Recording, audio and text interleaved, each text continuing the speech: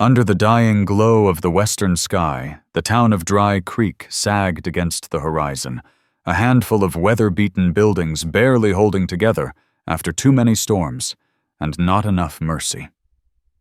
The wide main street lay nearly deserted at dusk, save for the saloon which spilled whiskey fumes, smoke, and rowdy laughter into the cold air. A few cowhands lounged on the porch boots, propped on the railing, laughing too loud at jokes that weren't worth the breath. Down that dusty street came Boone Carter. His coat collar was turned high against the chill, the brim of his hat shadowing a face lined deeper than his 39 years.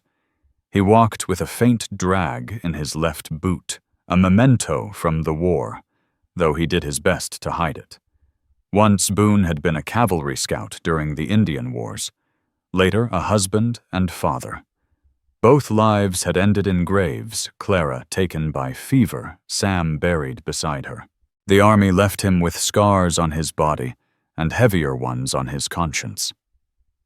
These days he lived quiet, trapping tanning hides, trading meat in town, only when his stores ran low. He didn't care for people, nor they for him. Tonight, he wanted nothing more than salt lamp oil and the long walk back to his cabin beyond the pines. But cutting through the alley behind Hank Tobin's saloon, he heard it a faint, rhythmic clink of metal, too steady to be chance, to be. Boone stopped, eyes narrowing in the dim light. At first it looked like shadows shifting by the post, sunk into the ground. Then he saw her. A young Apache woman sat there chained by her wrists to an iron ring bolt, her ankles raw and bloodied from the shackles. Her head hung low, long black hair tangled with streaks of dried blood. The deerskin dress she wore was torn, hanging loose, where rough hands had pulled at it. She couldn't have been more than 24, though her eyes, when she dared glance up, carried the weight of a lifetime. When she spoke, her voice was hoarse. English rough, but clear enough. "Leave me." Boone froze. Part of him wanted to obey. He told himself it wasn't his business. Just another Indian woman caught on the wrong side of white men's justice. And he was no savior, half-wild himself, barely tolerated in Dry Creek. He could walk away. He should walk away. That would be smart. Safe.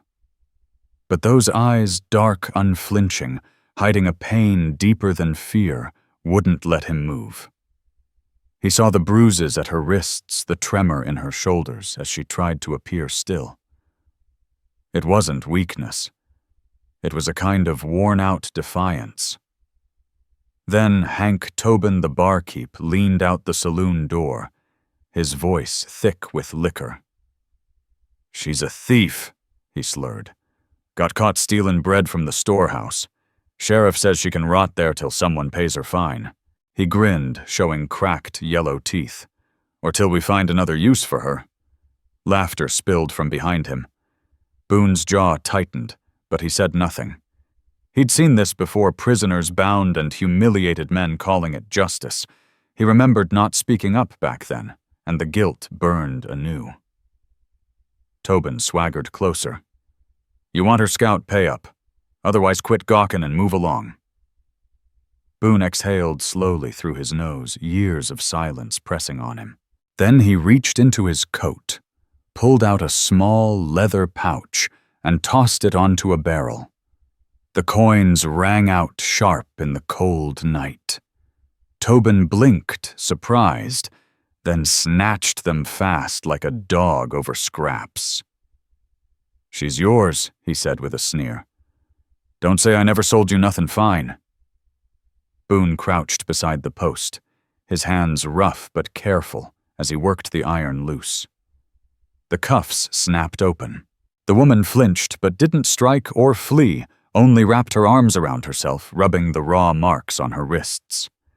Boone stood and motioned toward the dark street. She hesitated, her gaze darting to the saloon where the men still watched. Then she rose, slow, stiff, silent, and followed him at a distance. Her bare feet scuffed the dirt. The broken length of chain at her ankle jingled faintly behind him as they walked into the cold night. The men's laughter followed them out of Dry Creek sharp and mean through the night air. "Bought yourself an Indian slave, Carter," one of them jeered. Boone didn't turn. He kept walking, shoulders square, steps steady. He'd lived long enough in that town to know they'd always think him strange. Saving her would only make him more of an outsider, but leaving her there would have been worse. He'd done that once before, and the memory still burned. By the time they passed the last lantern light at the edge of town, the sound of mockery had faded behind them. The road ahead stretched black beneath a pale half-moon.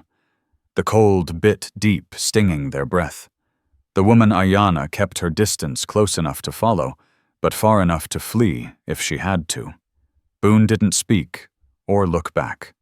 He just kept a steady pace, boots crunching the hard dirt, the faint clink of her broken chain following like a ghost. The scent of juniper drifted through the air, dry and sharp. Somewhere across the flats, a coyote cried. Boone's jaw tightened. He wondered if she'd bolt into the dark given the chance, but he didn't hold her or push her forward. Only once did he glance over his shoulder and see her eyes darting through the shadows, wary and wild like a hunted doe. She looked half dead from exhaustion, breath shallow, but still moving step after step, until they reached the clearing where his cabin sat tucked against the pines. The lantern inside threw a soft amber glow on the log wall's roof patched in tar and canvas. One room, small, rough, and quiet. A cot, a table, a stove, and a few tools stacked in the corner. It wasn't much, but it was all Boone had left since Clara and Sam were gone. When he opened the door, the silence hit him heavier than he expected two strangers stepping into a place meant for one. He stood aside. Ayanna paused on the threshold, eyes sweeping every inch of the cabin measuring distance, exits, and threat.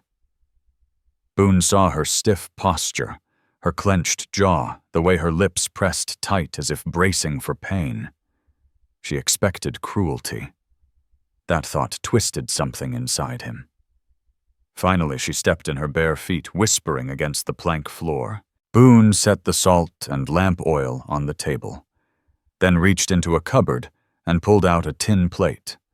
He laid a hunk of bread on it, poured a cup of water, and slid them toward her with a nod.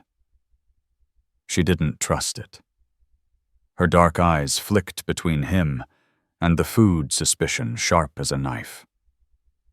Still, after a long pause, she took the bread, tore it in half. One piece vanished quick between her lips. The other she held close like she might have to fight for it. Boone busied himself with the stove feeding wood until the flame glowed steady. He could feel her eyes on his back, but didn't return the look. He took an old wool blanket from a shelf, dropped it on the cot, and motioned that it was hers. She didn't move at first. When he turned to hang his coat on the peg by the door, he caught sight of her lifting the blanket. Her hands trembling, wrists raw and split where the irons had rubbed her skin bloody. She winced when she raised her arms. Without thinking, Boone spoke low, almost to himself. "There's salve in the cupboard second shelf." She froze, startled that he'd said more than a word, but didn't answer. He saw the thought flicker in her eyes, though she didn't reach for it. He dragged the old chair beside the stove, sat with his back to the wall. The cot stayed hers for the night. She laid down stiff and guarded, clutching half the bread like it might vanish. Her eyes never left him. Boone leaned forward, elbows on his knees, staring into the fire. He told himself it was temporary. He hadn't saved her, just bought her out of chains. But the words she'd spoken earlier leave me stuck to him like burrs. It hadn't been anger. It had been warning. Maybe she thought he meant to own her too. He shut his eyes, the old memories pressing in the sound of his boy's cough, fading into silence, the sight of bound prisoners on campaign while officers laughed, and he said nothing. He'd kept quiet then. Not tonight, though he couldn't tell if it mattered. The cabin settled into stillness, the only sound the pop of burning wood. He could hear her breathing, slow, steady, not quite sleep. It was the breath of someone who'd learned to rest with one ear open. Ayanna lay curled tight on the cot, the wool blanket pulled to her chin, her hair spilling across the pillow like black silk. Each time the fire snapped, her eyes flickered open, sharp and alert. Boone stayed awake longer than he planned, his hand resting near the rifle beside his chair, not out of fear for himself, but because he knew she feared him. Outside, the wind moaned through the pines, rattling the loose shutters. Boone stretched his legs, his eyes heavy with exhaustion. Tomorrow would bring its own burdens, fetching water, splitting wood, and figuring out how to share his quiet world with someone who clearly didn't trust a single soul. Maybe she never would. Still, when her eyes caught his in the flicker of firelight, he gave a small nod, the kind a man makes when he's swearing to himself. He'd never chain her again. And though she said nothing, the way she didn't turn away told him she'd heard that promise. Morning came cold and pale. Frost glazed the yard smoke, barely curling from the stovepipe. Boone stepped outside with an axe in hand, his body stiff from a night spent in the chair. His mind stayed sharp despite the ache in his back. He half expected to find the cabin empty, that the Apache girl would vanish into the trees, leaving only the blanket behind. But when he turned, the cabin door creaked open. Ayanna stood there. Hair-tangled wool draped over her shoulders, eyes wary but steady. She hadn't run. Boone bent to the chopping block and swung the axe. The log split clean, the crack echoing through the morning stillness. She flinched at the sound, but didn't show it on her face. He set another log upright, brought the axe down again. This time he caught her watching, studying the motion like she meant to learn it. When he finished stacking the wood, she stepped out barefoot onto the frozen earth, picked up the empty bucket by the door, and walked toward the well. Her shoulders were rigid, like she expected him to stop her. Boone didn't move. She gripped the rope and lowered the bucket, her wrists still red and raw. But steady. When she pulled it up, water sloshing over the rim, she staggered under the weight. Boone stepped forward, instinctively reaching to help. She jerked back, pressing herself to the post, her eyes fierce. He paused, held her gaze, then slowly stepped back. Ayanna carried the bucket inside on her own, each step careful, controlled. Not a single drop spilled. Inside, the fire burned low. She crouched beside it, feeding the flames, moving like someone who'd done it 100 times. Her hair hid her face, and Boone could tell she was keeping it that way on purpose. He hung his coat by the door, thinking how the townsfolk would gawk if they saw this, an ex-scout and an Apache girl under the same roof. They'd ask why she hadn't run, why he hadn't given her orders. The answer was simple. She had nowhere to go, and he had no use for a servant. What Boone wanted, he couldn't even name. Maybe just one day without shame clawing at him. He opened the cupboard, pulled down a small tin, and set it on the table. "Salve," he said quietly. Ayanna froze, eyes flicking toward the tin, then to her cracked wrists. After a moment she crossed the room, picked it up, and opened it. The scent of pine pitch and lard filled the air. She dabbed the ointment on her skin quick, and guarded, never turning her back on him. For the first time, Boone saw how young she really was beneath the bruises and grime, how her strength was built from fear more than confidence. Later, as he skinned a rabbit from the traps, she moved closer, took the knife from his hand without a word, and began to work. Her fingers were quick, sure-trained by hard living. Only once did she flinch when the blade slipped too close, and Boone almost reached to steady her, but she caught herself, finished the job, and dropped the meat into the pot. When the smell of stew filled the cabin, Boone realized she'd cooked without being told. That night they ate in silence across the rough table. She tore her bread into small pieces, dipping them into the broth, eyes flicking up every so often to track his movements. Boone ate slow, the stew plain, but warm, the kind that made a man forget the cold for a while. When she glanced at him again, he gave a small nod. That was all. She looked away, but she finished every bite. Afterward, she reached for his coat by the door. Boone thought for a heartbeat that she meant to leave. Instead, she sat down, laid the torn sleeve across her lap, and began to stitch it with shaky, tired hands. The seam closed clean, and she folded the coat neatly before placing it back where it had been. Boone watched in silence, feeling the first small crack in the wall he'd built around himself. Before she lay down again, Ayanna pulled the wool shawl tighter around her shoulders, the same one he'd given her the night before.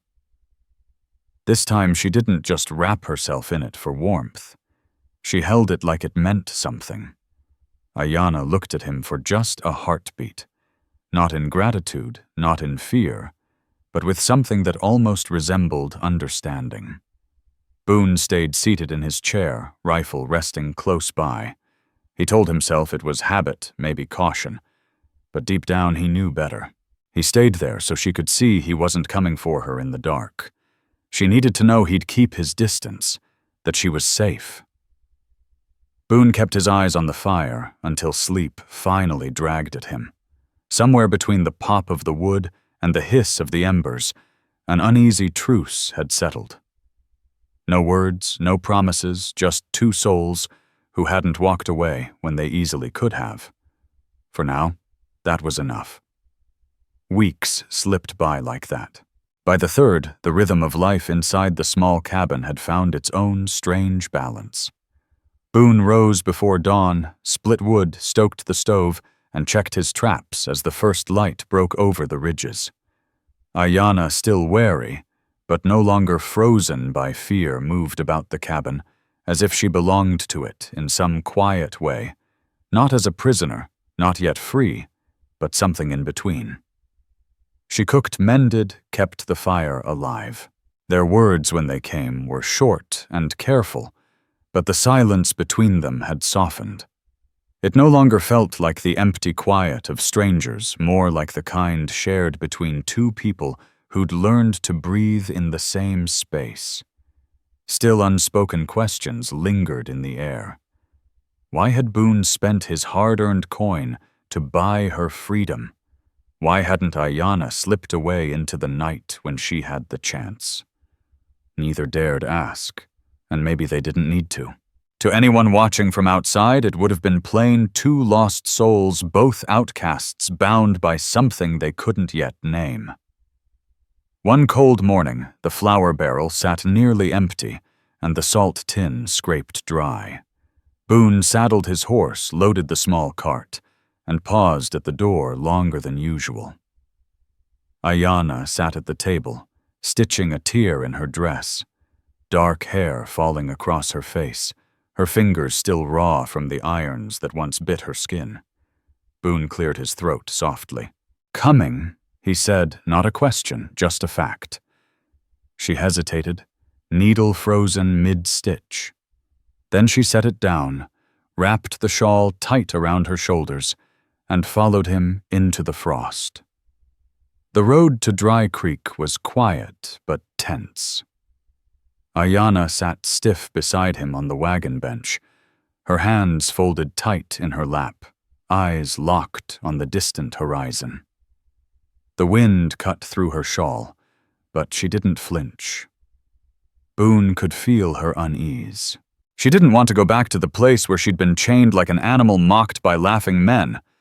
Yet she didn't want to be left alone either. He said nothing. just guided the horse steady, one hand close to the rifle, hidden under the bench. Dry Creek was busier than usual. Wagons crowded the street outside the storehouse, and rough laughter spilled from the saloon, though it was barely noon. Sheriff Virgil Crane stood leaning against a post outside his office, hat tipped low. He nodded at Boone as they passed, but his gaze lingered too long on Ayanna. Boone's jaw tightened, but he didn't slow. He pulled the cart up to Gus Merritt's general store and stepped inside. The room went quiet the moment they entered. Carter Gus greeted flatly, eyes flicking to Ayanna. And her. His lip curled with distaste. "What's she doing here?" "Buying flour," Boone said, setting his coins on the counter. His tone carried no warmth, but no apology either. A man by the shelves snorted. "Didn't know you'd gone and got yourself an Indian wife, Carter. Guess even a ghost like you gets lonely." Another chuckled, mumbling something cruder. Boone ignored them, though he saw Ayanna's shoulders stiffen, her hands clenching into fists. They left without a word, Boone carrying the sack of flour to the wagon. But as they stepped onto the street, a drunk from Hank Tobin's saloon stumbled into their path. His face was red, his grin mean. "Well, look what the wind blew in," he slurred. "Ain't this the same squaw y'all had chained up behind Tobin's thought she was meant to scrub floors, not ride wagons?" He reached out and grabbed Ayanna's arm. Before she could even react, Boone moved. His hand clamped around the man's wrist like iron. His voice came out low and dangerous, the kind that made soldiers freeze on the battlefield. "Let go." The drunk sneered, trying to jerk free until Boone's grip tightened, knuckles, white veins rising. "I said let go." Pain flashed across the man's face. He yanked back, stumbling away, muttering curses as he clutched his wrist and backed toward the saloon. The men on the porch went silent. Even Sheriff Crane, watching from across the street, didn't step in. Ayanna stood frozen beside Boone, her breath shallow, eyes wide. When she finally looked up at him, there was fear there, but something else too. Relief. She drew her shawl tighter, staying close, as Boone helped her back onto the wagon. Neither of them spoke as they rolled out of town, leaving the stares and whispers of Dry Creek behind them, swallowed by the long road home. Back at the cabin that evening, the silence between them carried a different kind of weight. Ayanna set the flour on the shelf, then turned toward Boone as he stacked firewood near the stove. Her lips parted like she meant to say something, but the words never came. Instead, she reached out and rested her hand lightly on his arm. It wasn't a plea or a thank you, just quiet contact, human and unguarded. Boone froze, caught off guard by the rare warmth of her touch. Their eyes met for the briefest moment before she pulled away. But that fleeting touch left something behind, a shift too deep to ignore. Any outsider might have wondered whether Boone would protect her again, or whether Ayanna could finally trust his silence as something other than indifference. But after that day in Dry Creek, both of them already knew the answers. He would step in. And she knew it now. Neither spoke of it. They didn't need to. The ground between them had changed, firmed into something quieter, sturdier than before. The first snowstorm of winter came sudden and mean. By late afternoon, the sky hung low and heavy, the air so sharp it cut when you breathed. By nightfall, the wind had turned wild, throwing sheets of snow against the cabin walls, howling through every crack in the shutters. Boone moved through the storm prep with the calm of a man who'd seen too many winters to panic. He checked the stove stacked wood by the door and hung his rifle within easy reach. Ayanna's eyes followed every motion, wide and wary. She'd survived storms before, but not like this. Not locked inside 4 wooden walls that groaned beneath the weight of snow and screamed with wind. She drew the shawl tight around her, sitting near the fire with her knees pulled close. Boone saw her eyes flick to the door again and again as if she half expected it to burst open. She was trying to hide the fear, but it was there, in the way her shoulders tightened each time the wind hit the roof. Boone remembered that same look from weeks before, chained to a post head, bowed eyes, hollow but still burning. Now her fear wasn't of men or chains, it was of the wild, the kind of cold that didn't care who you were. He slid the empty bucket across the floor toward her. "Fill it," he said quietly, nodding toward the drift piling against the wall outside. Ayanna blinked once, then pulled the blanket tighter and stepped into the storm. The wind slapped her hard, her hair whipping across her face. She scooped the snow with numb fingers and brought the bucket back inside her skin, red and raw. Boone nodded wordless approval. She set the bucket near the fire to melt and sat down again, chest rising and falling fast. That small act steadied her, gave her something to focus on besides fear. When Boone went back out to check the roof, she surprised him by grabbing a lantern and following.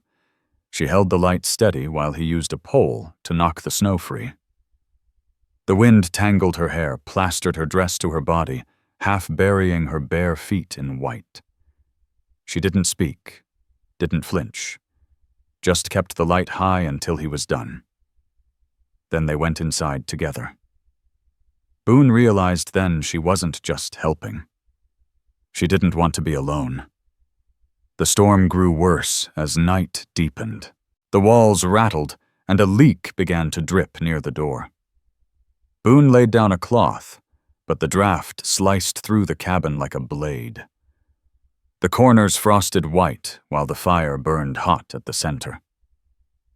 Ayanna curled near the stove, wrapped in her blanket, her eyes darting toward Boone in the chair. He sat with his arms crossed, watching the flames. She was trembling, though she tried to hide it. Finally, Boone dragged his cot closer to the stove and spread an extra blanket over it. "Better here?" he said simply, his tone firm, not gentle. For a moment she didn't move, suspicion flickering in her eyes. Then slow and careful she stood, crossed the room, and lay down on the cot with the blanket pulled tight. Her back stayed to him, her gaze on the fire. Boone stayed in the chair, but shifted closer to the stove so the heat would reach her better. The storm howled outside, but the rhythm of her breathing steadied uneven at first, then softer. Anyone watching might have wondered why she hadn't run when she had the chance, or why she dared to sleep under the same roof as him. But the answer was plain: running out there meant death. And something inside her had changed since that day in Dry Creek. She no longer believed Boone Carter was her enemy. Hours passed. The storm roared on. At one point, Ayanna rolled over and met his eyes across the firelight. Neither spoke. There was no fear left in her stare, just a quiet recognition. They were bound here not by chains or choice, but by something simpler: survival. Her eyes closed, her breathing evened. For the first time since she'd stepped into his cabin, she truly slept deep and unguarded. Boone sat watching her for a long while, feeling something heavy in his chest, something that wasn't guilt or loneliness this time. He leaned back, eyes on the dying fire, and finally let himself drift toward sleep, too. The rifle stayed within reach, but for once, Boone Carter felt he might not need it. The storm raged through the night, burying the cabin deep in white silence, yet inside the fire burned steady and warm. And for the first time, their quiet didn't feel like fear anymore. It felt like the first fragile breath of trust. When dawn finally broke, the world outside had changed beyond recognition. The cabin stood half buried, the door stiff with packed snow, and the air carried that kind of biting cold that crept into bone and stayed there. Boone stirred first, his back aching from a night in the chair, his beard dusted with frost. He rose, stoked the fire, and glanced toward the cot. Ayanna was still asleep, her blanket pulled tight, the shawl wrapped close around her face. For the first time since he'd taken her from that post behind Hank Tobin's saloon, she looked peaceful. Her breathing was slow, her hands relaxed, her guard finally lowered. Boone looked at her for a moment longer than he meant to, then pushed the thought aside. There was work to do. He shrugged into his coat and forced the door open. A wave of cold air and snow spilled inside. Outside, the world was silent and white, the pines bent low beneath their burden. Boone dug a narrow path through the drift, each breath steaming in the air, his bad leg throbbing with every shovel's push. When he returned, she was sitting up, her dark hair falling loose around her face, eyes squinting against the light. She looked from the snow piled on the floor to him, and then asked her first question that wasn't about mere survival. How far? Town. Her English was rough, but clear. Half a day, if the snow lets up. Boone replied, brushing frost from his shoulders. Too far now, she murmured, and nodded once. She didn't ask again. The silence that followed said enough. Neither of them was going anywhere, not yet. They fell into a rhythm that morning, wordless but familiar. Boone split the heavier logs, while Ayanna gathered the smaller pieces, stacking them neat beside the stove. When he brought in buckets of snow to melt, she took the next one herself. And this time, when he reached to steady it, she didn't pull away. She let him hold one side, while she held the other, their fingers almost touching as they carried the weight together. It was a small thing, but both of them felt it. By midday, Boone set snares along the timber line, and Ayanna followed him through the snow, quiet but alert. Her eyes scanned the tree line with the instinct of someone who'd learned to survive off the land. When he bent to set the wire, she crouched beside him and adjusted the loop with a sure hand. Boone glanced her way. She met his look briefly, then turned back to the task. That glance told him enough. She'd done this before. When they returned, she prepared the stew without being told. Her movements were smoother now, her hands steady. She pulled herbs from a small leather pouch she kept hidden in her dress, crushed them between her fingers, and dropped them into the pot. The smell filled the cabin, wild sage smoke, and something earthy that made Boone's stomach twist with hunger. He leaned back in his chair, watching her in silence. She felt his gaze and stiffened slightly, but didn't stop. When she finally set the bowls on the table, he muttered a single word. Good. It wasn't much, but it made her pause. Her eyes flicked toward him before dropping again. That night, the wind quieted, leaving only the low hum of fire between them. Boone patched a strap on his boot, while Ayanna mended the hem of her dress by the stove. The silence had changed again, no longer brittle, no longer full of suspicion. There were questions neither dared ask. Why hadn't she left when she could? Why didn't he demand to know her story? Both of them knew the truth. Words couldn't change what was gone.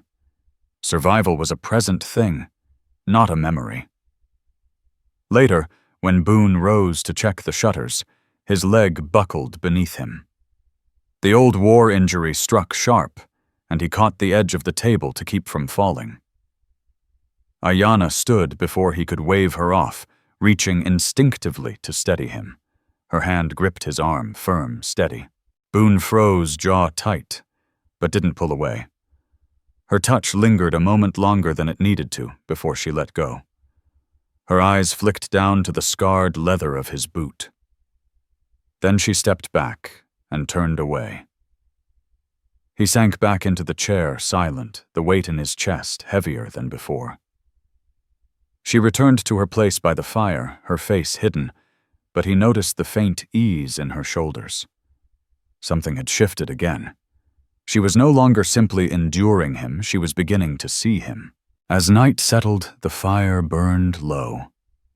She curled up on the cot, the shawl still clutched to her chest. Boone stayed in the chair, the rifle beside him, but for the first time, he wondered if he'd ever need it again. When he saw her sleeping, without the restless flicker of fear, he knew she was starting to believe that too.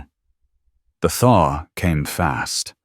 One of those sudden turns when the hard crust of snow turned to streams of water running through the yard.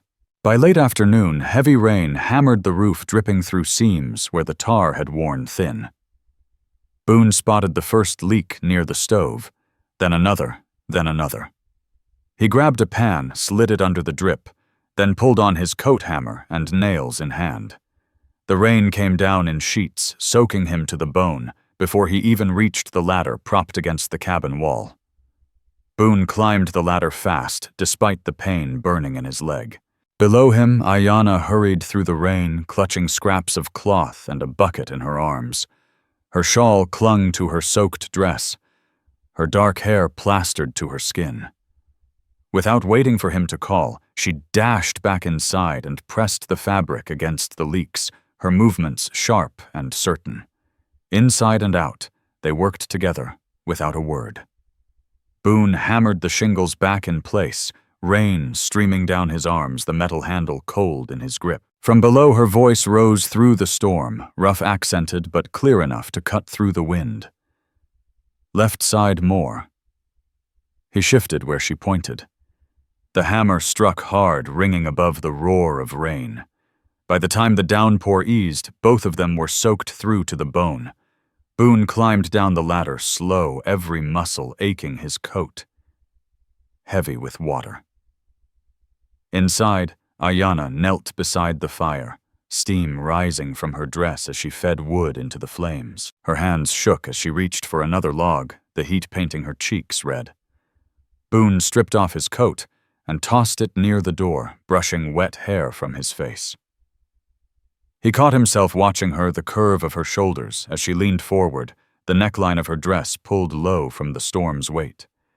He turned away quickly, forcing his focus on his rifle as he wiped it clean. But she noticed. She glanced over her shoulder.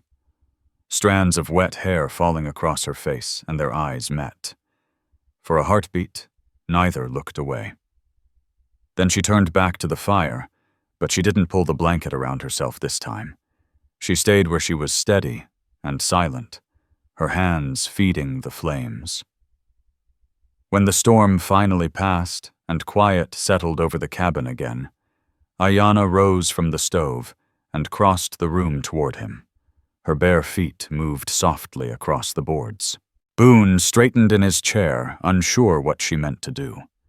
She stopped in front of him, the shawl sliding down from her shoulders, her dress still damp and clinging to her shape. The only sound in the cabin was the pop of wet wood on the fire. Then slowly she reached out and placed her hand on his shoulder. Boone froze, feeling the warmth of her skin even through the damp. He lifted his gaze to meet hers, and for the first time he didn't see fear there, or submission. He saw choice. She wasn't asking. She was telling him she trusted him enough to close that distance. Boone lifted his hand, cautious, and brushed his fingers against her cheek. She didn't flinch. Instead, she leaned closer, her breath warm and unsteady. And in that small space between silence and storm, their lips met. The kiss was slow, hesitant, neither a claim nor surrender, but something simpler. The meeting of two people who had been alone too long. When she pulled away, her eyes stayed locked on his. "I stay," she whispered, her voice halting but sure. Just 2 words. But they carried everything left unspoken since the night he'd freed her from those chains. Why she hadn't run, why he'd brought her here. She wasn't there out of fear anymore. She was there because she chose to be. Boone exhaled slowly, a weight lifting off his chest that he hadn't realized he was still carrying. He nodded once, his hand still resting against her cheek. He didn't need to say anything, the look in his eyes told her enough. She understood. She stayed. The morning after the storm carried a quiet unlike any before. The air was crisp, clean. Outside puddles gleamed in the thin sunlight, and the pines dripped steadily around the clearing. Inside, the fire still burned low. The shawl, the one that had once belonged to Clara Carter, now rested across Ayanna's shoulders. She sat at the table, mending the torn hem of her dress with careful stitches, while Boone adjusted the strap on his boot, his eyes flicking toward her more than once. The memory of their kiss hung between them, not fragile, but alive. Neither reached for it again, yet both felt how it had changed the air between them. Somebody watching might have wondered why Ayanna hadn't asked what he meant by letting her stay, or why Boone hadn't tried to put it into words. But words were cheap things for people like them. They both had learned that. In their world, actions spoke louder. She mended his clothes. He left half his bread untouched on her side of the table. Neither thanked the other. Neither needed to. By midday, Boone decided they'd need more supplies before the thaw turned the roads to mud. He saddled the wagon and looked her way. No words, just a glance, a silent question. Ayanna rose without protest, wrapped the shawl tight around her shoulders, and climbed up beside him. The road to Dry Creek was slick with melting snow. Her posture was different now, still watchful, but not afraid. She didn't shrink when riders passed on the trail, though Boone saw her fingers tighten on the wagon bench. As they neared the town, the sound of hammers' wagons and drunken laughter drifted from the saloon. Dry Creek was stirring again, restless as ever. The saloons had emptied half their men into the dusty street, their laughter sharp against the morning chill.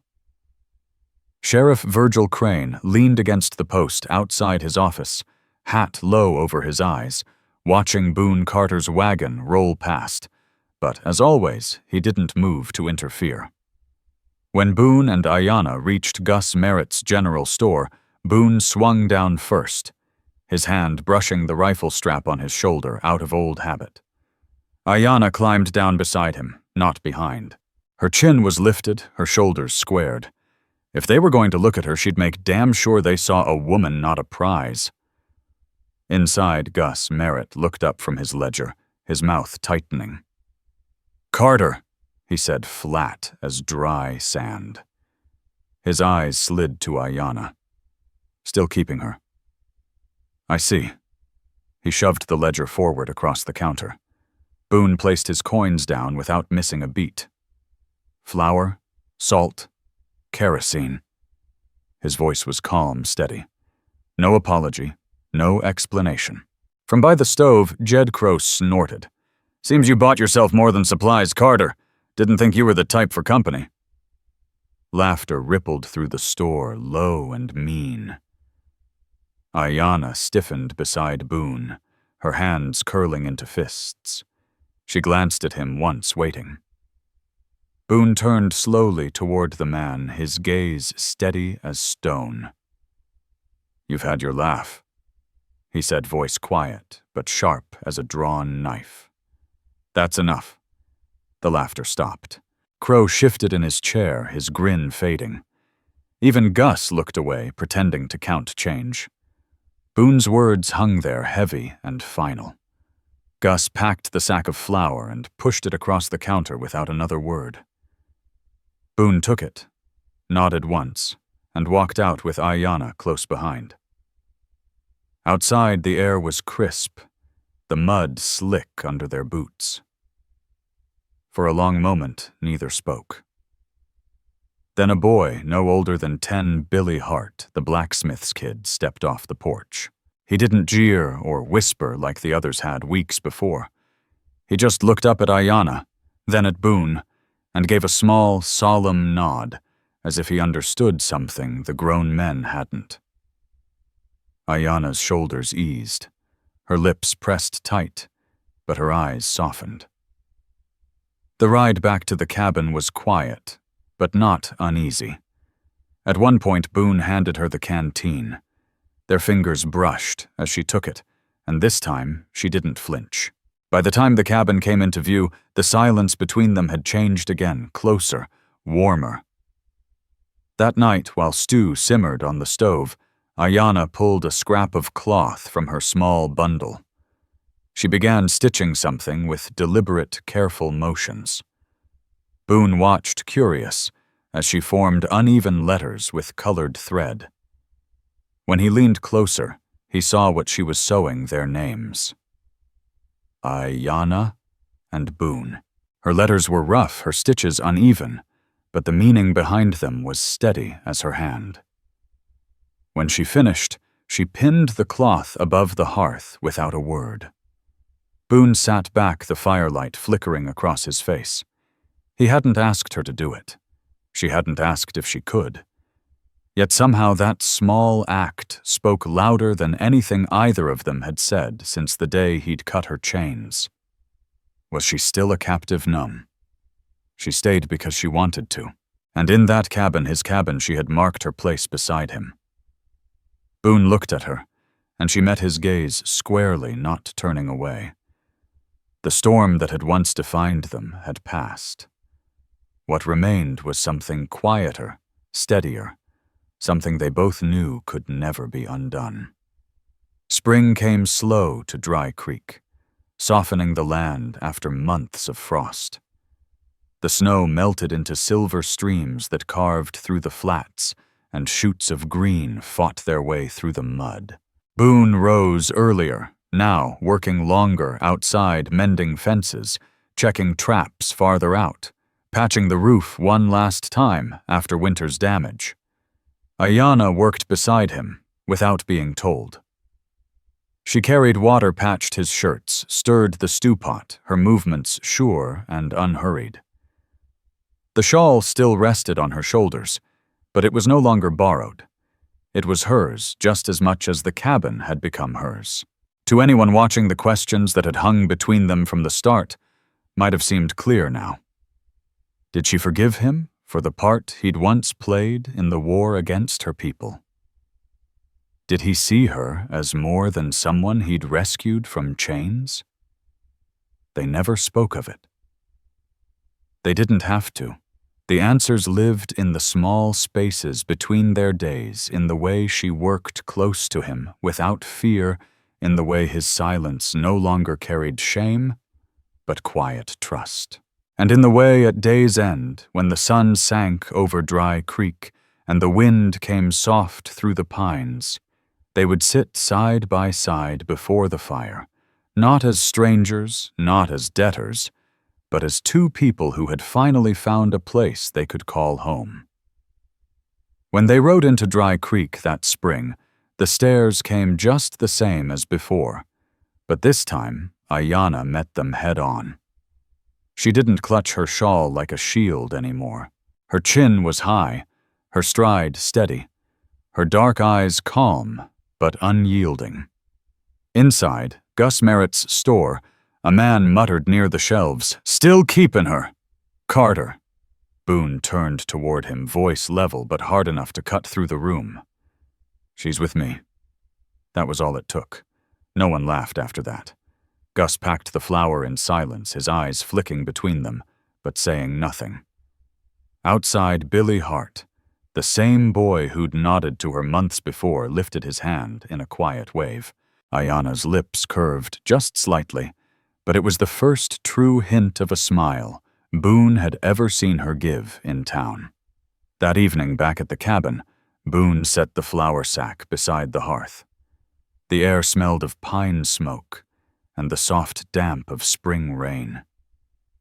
Ayana stood waiting near the fire. Something small held in her hands a square of cloth she'd been working on for weeks. She stepped closer and held it out to him. Two names stitched in uneven thread, Ayana and Boone. The letters were crooked but strong. She didn't speak or explain. She simply set it on the mantel above the fire. Boone stared at it a long time before looking back at her. She met his gaze without hesitation. Every question that might have lingered the kind outsiders would ask was answered right there in that silence. Was she bound to him by what had been no? She had chosen this. That night she didn't retreat to the cot. When she came to him by the fire, the glow painted her skin gold and soft. She laid her hand on his shoulder, just as she had once before in town, and leaned in until her forehead rested against his. Boone didn't move away. His hand came up slow and certain, cupping her cheek. This time when he kissed her, there was no hesitation, only steadiness, only understanding. "I stay," she whispered the same words she'd spoken once before, but now without fear. Out.